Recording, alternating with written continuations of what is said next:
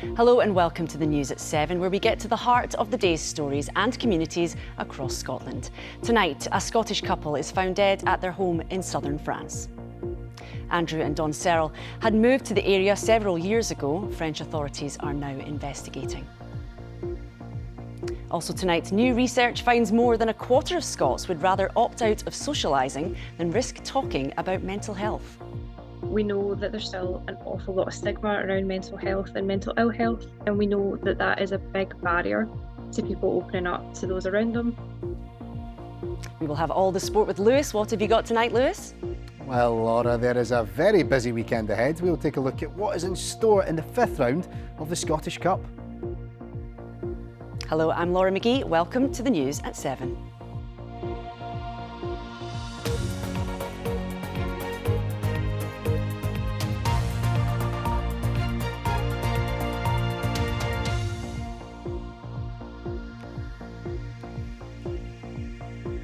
Police in southwestern France are investigating the deaths of a British couple.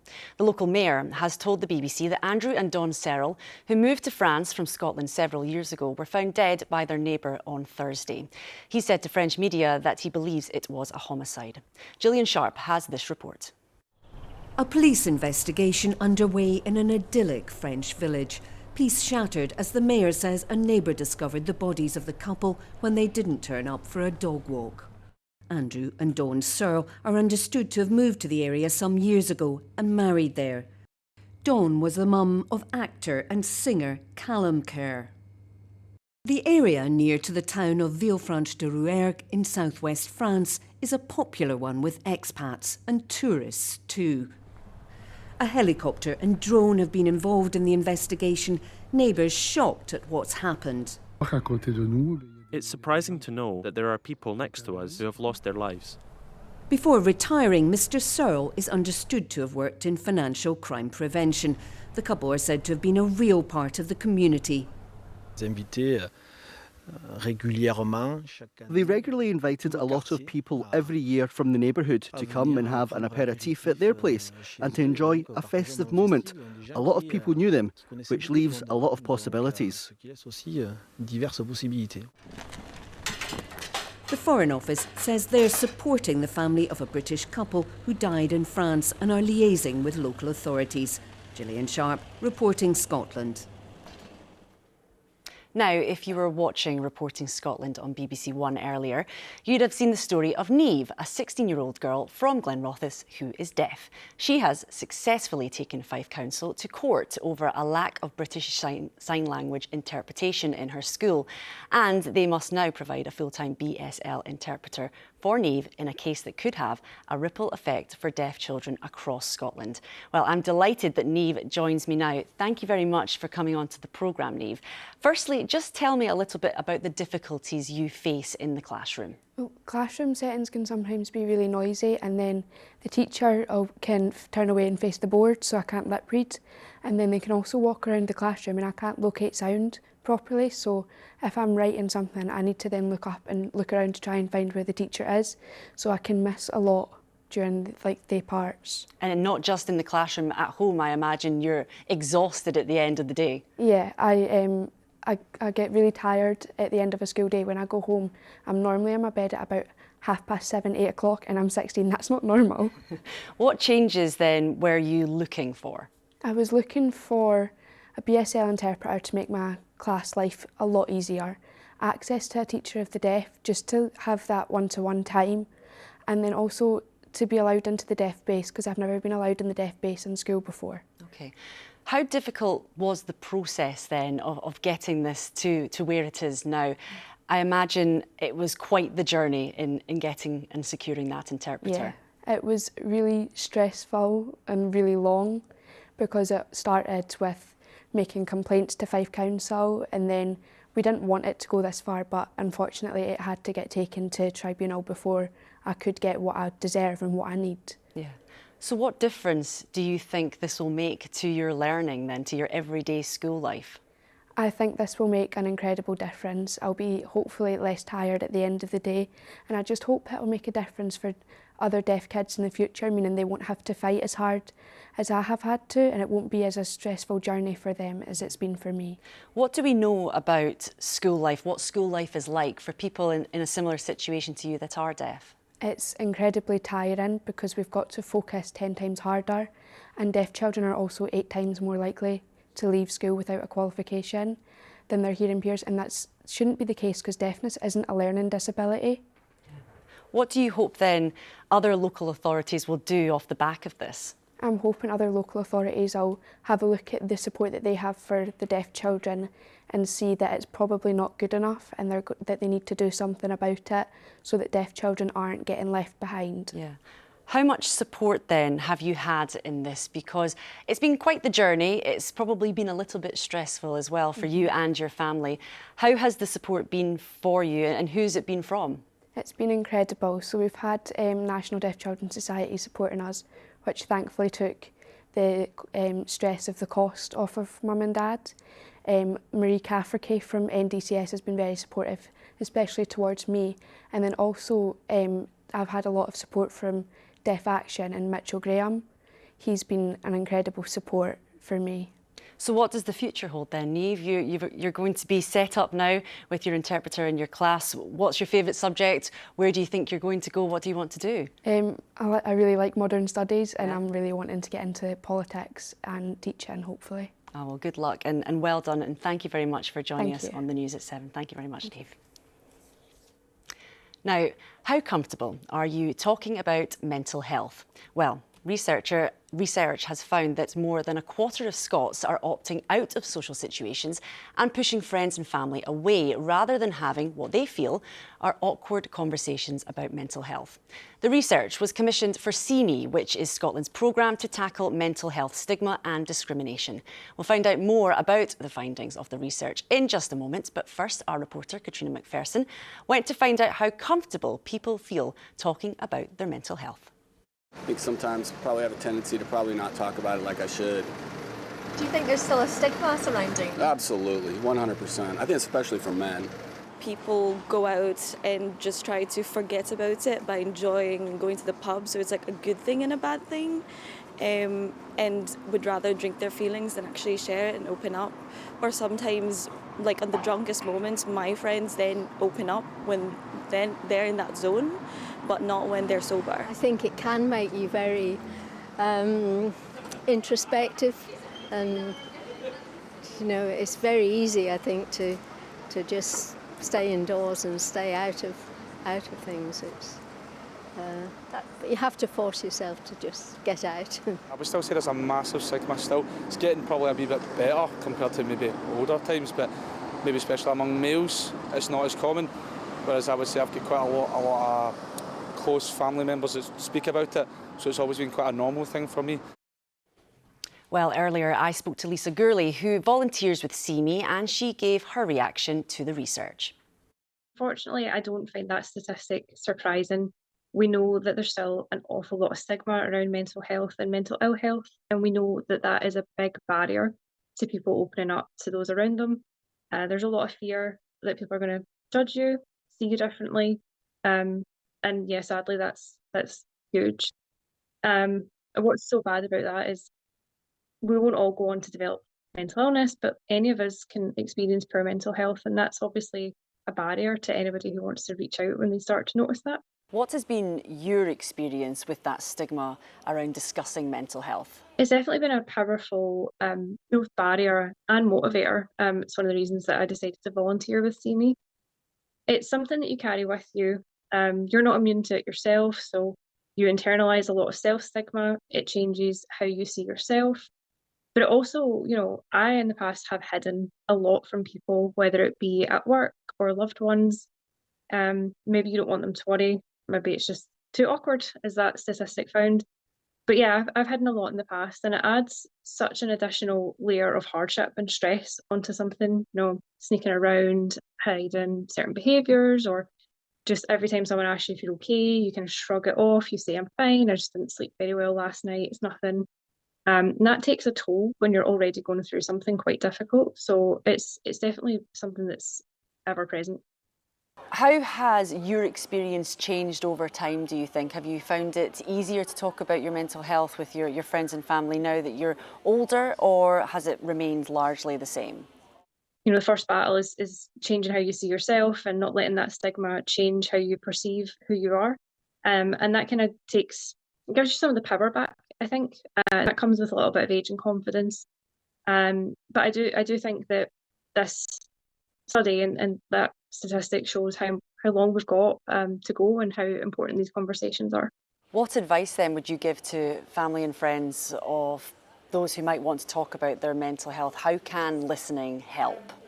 I'd say listening is so important. You know, sometimes when we have a conversation that goes to somewhere we're less comfortable with, or, you know, it's a little bit out of our knowledge zone territory, we try and bring it back to a place where we feel comfortable. And sometimes that means we apply our own meanings and interpretation of things onto the conversation, which can be really human and natural, but you can avoid that by just listening, and really making sure that when someone opens up to you, they keep control of what they're saying, the narrative, because again, that stigma will be weighing heavily on their mind potentially, whether that's self-stigma or they're worrying about how you'll see them.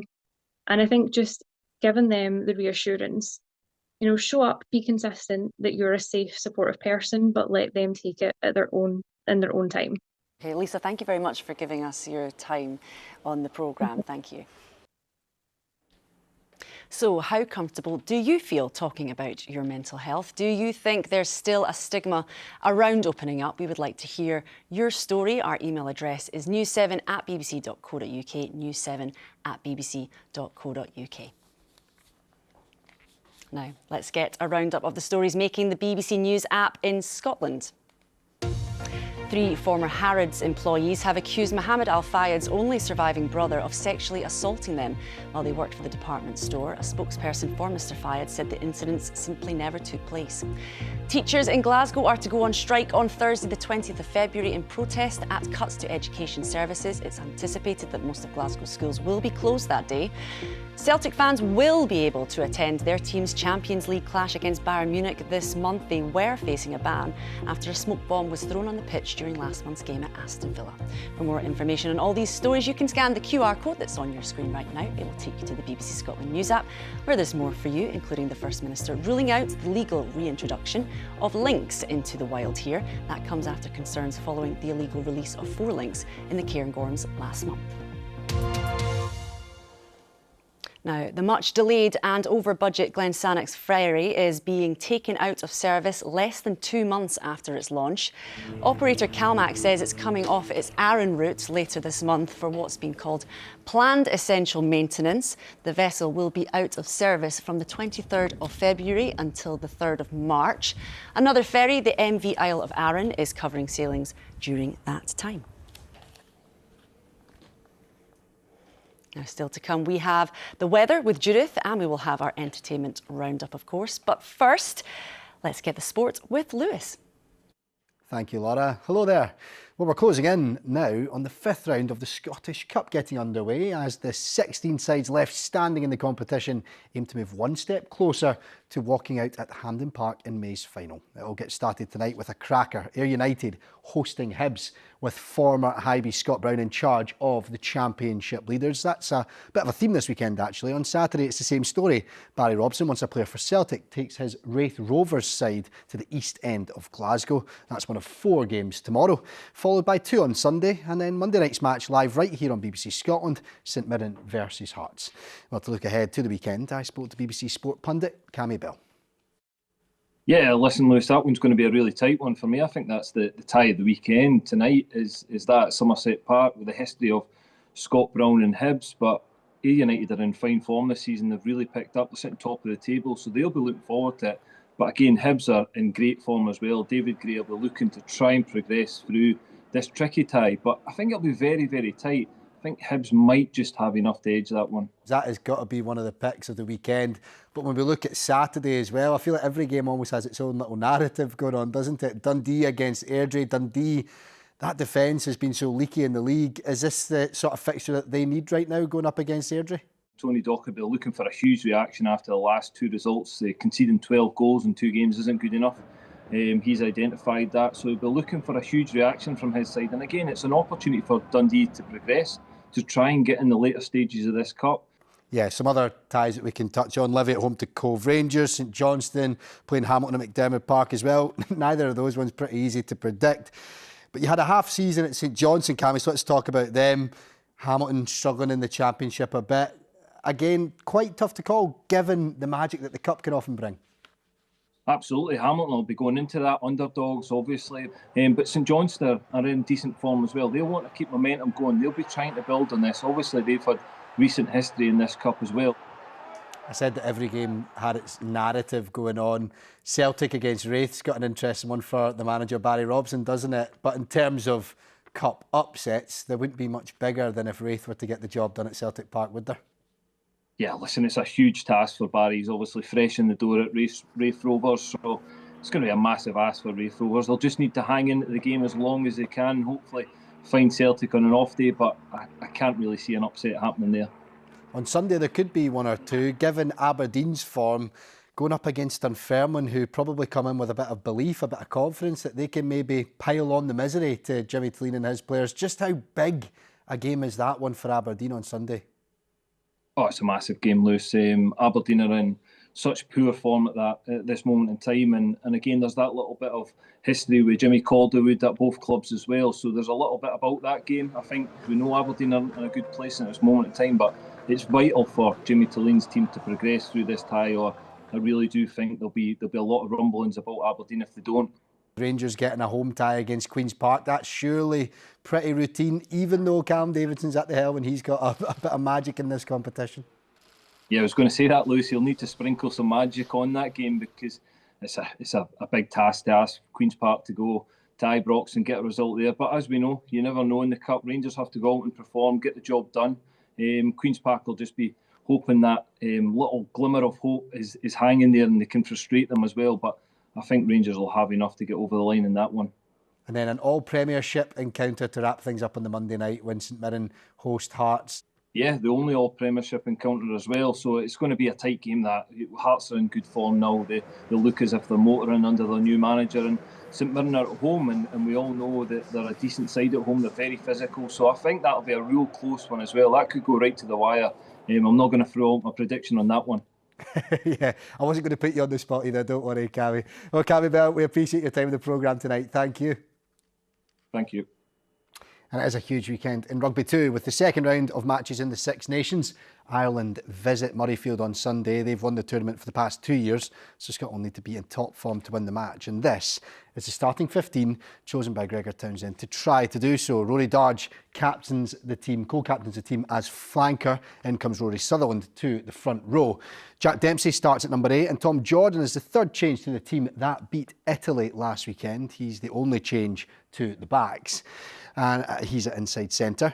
And there's every chance all 8 of the replacements will get game time against Ireland as well. And the team beat England in the opening weekend. Scotland haven't beaten the Irish since 2017. But according to Townsend, that's not a state of affairs his players dwell on. It's not something that our players talk about. We talk about our recent experiences against Ireland and why we weren't able to play our best or what they did, how it shaped us and how we play now. A couple of those games we've had against Ireland, it's more your recent experiences, and our most recent experiences are last week's game and the 2 training sessions we've had this week. That's what fills the minds of the players as we go into a game. We're just trying to focus on getting our own game in order, making sure that we deliver a better performance than we did against England, because that's what it'll take to beat Scotland in Murrayfield. We know how hard they are up there. A lot of us have been there over the years as players and as coaches, and certainly a good few years ago we didn't have the same success that maybe we've had in recent times. So yeah, we know how difficult it is. Edinburgh's Matty McHale and Liverpool boxer Brandon Deord came in comfortably under the £115 weight limit ahead of their British Super Flyweight title fight tomorrow night. The undefeated pair were at the Caledonia Gladiators Arena in East Kilbride for today's weigh-in, and they'll return there tomorrow to compete for the vacant Lonsdale belt. Theirs is the headline bout on the nation's Fight Night programme on the BBC Scotland channel and the iPlayer tomorrow evening. As always, there's a feast of content on the BBC Sports Scotland website for you too, including extensive features on the Six Nations and a piece on Rangers striker Cyril Dessers and his hopes for the team in the Europa League this season. So yes, Laura, an action-packed weekend to say the least. There is so much sport this weekend. Good I'll be stuff. busy. Yeah, you will be busy. Thank you very much, Liz. Cheers. Thank you. Right, let's find out what's on the stage and screen this weekend. Here's Indigo. Hello, it's Friday, and you know what that means? It's time for all the latest in entertainment news. First of all, you might recognise him from The Boy in the Striped Pyjamas and Trial and Retribution. And now Glaswegian actor David Heyman has been announced in the lead role of Arthur Miller's Death of a Salesman. It's one of the most well-known plays of the 20th century, and now it's to tour the UK with a full Scottish cast. David Heyman steps into the role of troubled Willie Loman, battling the pressures of his job and a declining mental health, and we caught up with him at his rehearsal studio in Govan. David, how proud are you that this huge play, Death of a Salesman, now has an all-Scottish cast?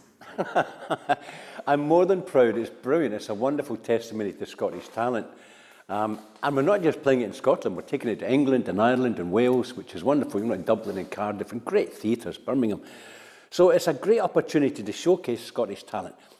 Performing, I mean, one of the greatest plays I've ever written. It's the last 24 hours in a man's life. He's a salesman. He travels up and down the cities and the towns of New England, from Boston to Providence, New York, New Jersey, selling his wares, and he's a failure. He used to be quite good at it, but now he's a failure. He's got 2 sons. But he's a man who believes that it's not what you say, it's how you say it. If you've got a smile on your face and you can make people laugh, then you'll be a success. You never have to worry about anything. So despite this play being written in the late 40s, it still deals with a lot of themes that are relevant today. You know, it's about a guy who's struggling to balance his mental health with all the pressures of his life. Do you think that's just as relevant today as it was then? Oh yeah, it's a universal story. I mean, everyone lives under the pressures of trying to just eke a living, to provide for your kids and your family and keep a roof over your head and keep a certain level of comfort. Yeah, of course it is. It's a very universal story. Out of all the work you've done over the years, what would you say you're most recognised for? Well, lots of things. But the one that I constantly get recognised for, I remember being in India and I was staying in the tented encampment. There was only one other couple staying, and it was just at the beginning of the season. So as I was walking past their tent, they were a Dutch couple, I think, and said, "Excuse me, was you in Still Game? You was wonderful. You poisoned the whole of Clydeside, no?" That's coming to Glasgow and Edinburgh in the spring, but let's have a look at what's on this weekend. Well, Glasgow will be buzzing with girls just wanting to have fun as Cyndi Lauper takes to the stage at the Hydro on Saturday. And things could get wet, wet, wet, as the iconic Scottish rock band will be performing in Dunfermline, Aberdeen and Dundee. And if you're in the capital, get those jazz hands at the ready, because Chicago is on at the Playhouse. Lastly, if you're fancying a laugh, the pub landlord, aka Al Murray, is performing in Inverness, Glasgow and Dundee. So plenty happening. Enjoy your weekend. And Indigo will be back with her entertainment roundup next week. Well, you don't have to wait for next week for the weather forecast, though. Judith's here now. How are you? What's the weather been like? Lovely to see you back. Well, thank you very much. Lovely, looking great. Yeah, really settled actually this weekend, and we've seen some glorious sunshine, haven't we? It's been one of those sort of crisp winter's days. So yeah, more of that to come for many of us this weekend as well. So yeah, this is this picture in Shetland earlier on. Here we are, Kyle of Lochhouse. You can see forever when it's like that, isn't it? It just makes your heart sing. A bit more cloud coming into the borders because it's an easterly wind just blowing that cloud in, as you can see here. They're up in Shetland basking in that glorious sunshine, and more of that to come as well, certainly on Sunday. But a very good evening to you. I find it really interesting when you see we have high pressure anchored over as if by magic, here we are. I find it interesting when we have high pressure over Russia influencing our weather. It's got this protective arm around Scotland. It's keeping our weather dry, keeping all these Atlantic weather fronts out the way, and that's going to be the case right through the weekend and into the start of next week as well. So tonight's dry and it's clear, it'll be cold, leading us into a chilly start to the day on Saturday morning. And there'll be lots of sunshine for Western Scotland. Always more cloud in the east though, and this will be the picture picture tonight, I should say. Thicker cloud in the east, maybe producing an odd shower. A chilly one, a widespread frost, some mist and fog patches expected up towards the northwest. A chilly start to Saturday, again a frosty start as well. A bit more cloud in the east drifting in, bringing the odd shower here and there, wintry over higher ground, but gorgeous sunshine across the west. And that will be the case for much of the day. We'll see a scattering of showers pushing into the Northern Isles tomorrow, but there'll still be some brightness in between. A fresh southeasterly wind here and the odd shower pushing into eastern Scotland. But the emphasis for most of us is on dry tomorrow. There'll be a bit more cloud coming in across eastern Scotland, but there'll still be some brightness as well. And in fact, the best of the sunshine destined once again, like we saw today, for western Scotland. Some glorious sunshine for the west, running right up the west coast into the Western Isles and the northwest corner as well. And that's how the rest of the afternoon shapes up. A scattering of light showers in the east, glorious sunshine in the west, and it stays dry as we head through the overnight period into Sunday. Lengthy clear spells, another chilly night as well, just a bit more cloud coming into the south. And on Sunday morning, lots of sunshine across the northern half of Scotland. A little more cloud for the south, perhaps the odd shower in the mix as well. Winds will be light, still feeling on the cold side. And then as we head into the new working week, well, the dry weather stays with us certainly on Monday. Maybe a risk of the odd shower coming in on Tuesday, but the weather really is looking settled right through into next week as well. That high pressure still protecting us. Thank you very much, Judith. It looks okay. Take it. Take it. Take it. Thank you very much. Now, a community in Murray have come up with an unusual method to help keep coastal erosion at bay. Local volunteers, joined by personnel from RAF Lossiemouth, have been using old Christmas trees to build up sand dunes on the beach and help protect it for future generations. The trees have already been collected and carried to the beach, and now a trench will be dug for them to be put in place. The plan is that grass will later be sown and that sand will catch, forming new ecosystems. People seem to be really keen at a way of getting rid of their Christmas tree and it being used in a positive way to protect the environment. It's a relatively inexpensive way of protecting our communities, and we've been really good. We've had a digger driver and a digger donated, and that's amazing. We've got great support from the RAF volunteers. I don't think we'd be able to do it without them just now, to be honest. Well, that's all for tonight. The 7 will be back tomorrow on BBC Scotland. You can get more on all tonight's stories on the BBC Scotland news website and get in touch with us with news7 at bbc.co.uk. From all the team, enjoy the rest of your evening. Bye-bye.